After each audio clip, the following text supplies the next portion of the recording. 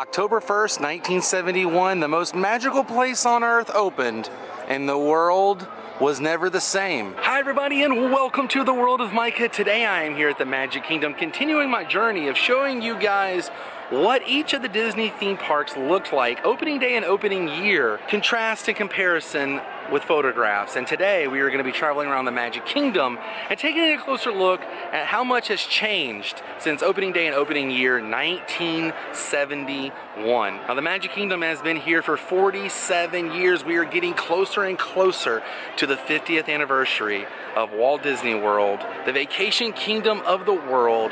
The Magic Kingdom blows my mind. 50 years. So let's travel around the Magic Kingdom today and take a closer look at how much has changed in the last 47 years. Let's take a closer look. Now all the photographs I have found were on Google, and if these photographs were taken by you or your family, thank you so much. These photographs have been a great help with preparing for this video. Let's take a closer look. Starting off with this photo here, looking down Main Street, USA at Cinderella Castle. It matches up slightly, but I believe they took the photo on the 3rd floor of the Main Street Railroad station. But I'm going to try and match it up as much as I possibly can. As you guys can see, going all the way down Main Street, USA, were a bunch of drums. They had a huge parade. There were millions and millions of balloons being released as Walt Disney World Magic Kingdom was officially opening for guests. How crazy to think you could have been standing right here in 1971 and seeing Magic Kingdom open up for guests. Pretty incredible. But I want to say they took that photo right up there and not here at the train station. But let's continue our journey around the Magic Kingdom today and see how much has changed.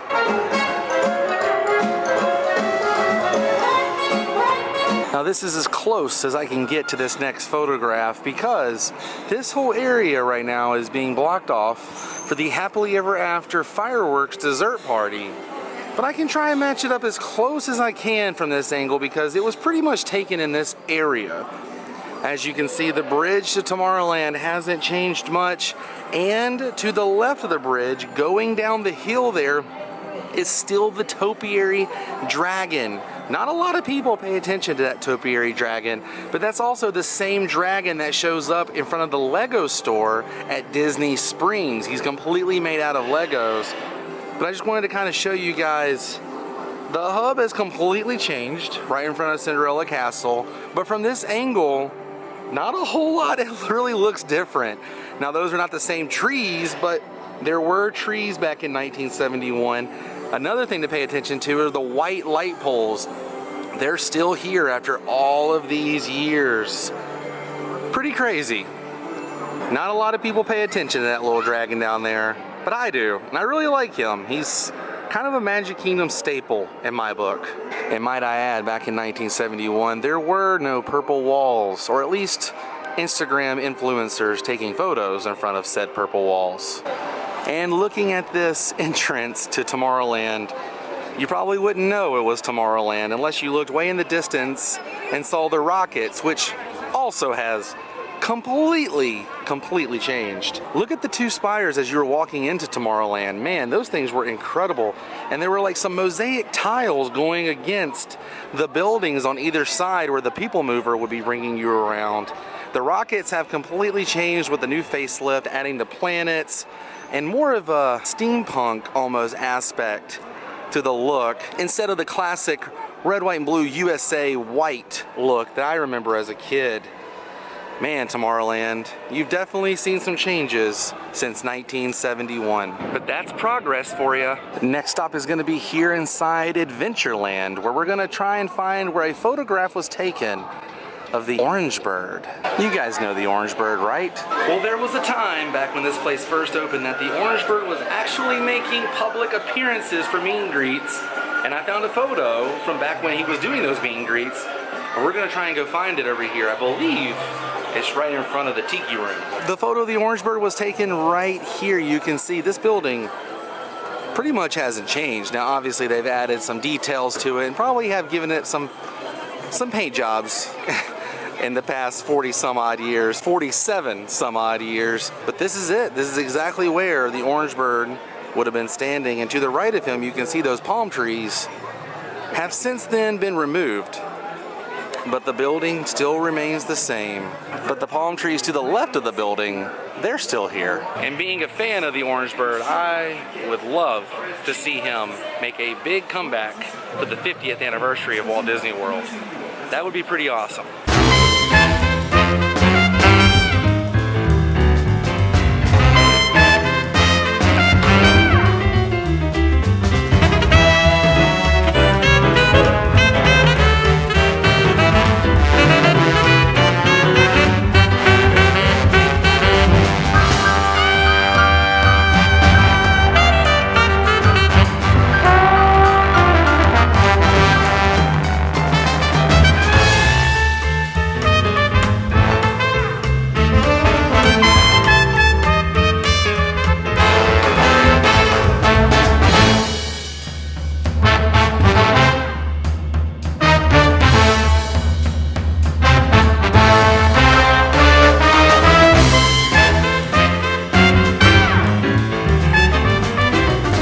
Spot is going to be here inside Frontierland. You just never know who you're going to see. Hi! Oh, the best bear hugs ever. Are you having a good morning? I am too. I'm going to go see your guys' show soon. Yeah, you like my sideburns? Thank you. Big Al said he liked my sideburns too. And right here is where Panchito Pistols from the Three Caballeros was just hanging out. Now, a lot has changed over in this area. He was standing pretty much right here next to the Prairie Post and Supply, next to Pecos Bill Tall Tale. Now look right above his head.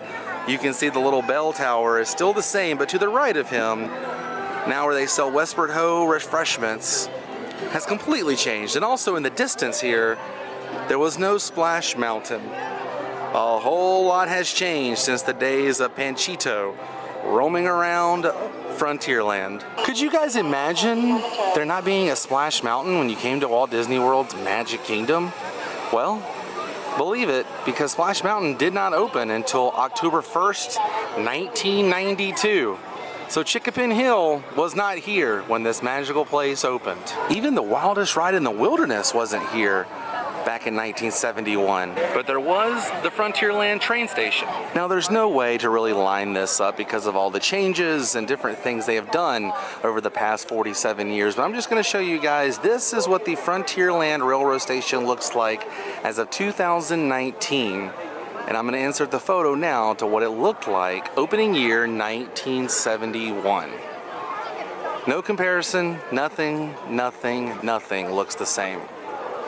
But it's pretty wild to see the changes that have been made in the last 47 years. Tom Sawyer's Island, however, was open in 1971. If you guys want to know more about that, click the description box below the video.